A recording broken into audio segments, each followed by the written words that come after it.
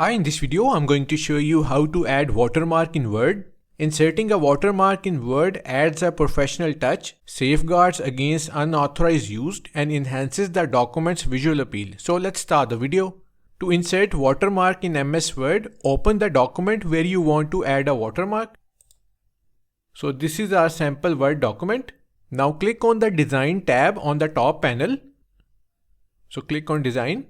And then locate and click on the watermark option to reveal a drop-down menu. So click on watermark. Here you can see various preset watermarks option you can choose from.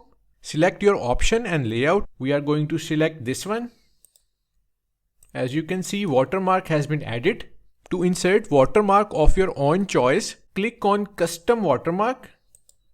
For text watermark, check this option, text watermark, and enter your text, font color, size and layout. Now click on OK. You can see this is the watermark we have just added. To add picture as watermark, check this option, picture watermark, and click on select picture and then from a file. Now locate and select image you want to set as watermark. You can see image watermark has been added. So that's how to add watermark in Word. Thanks for watching.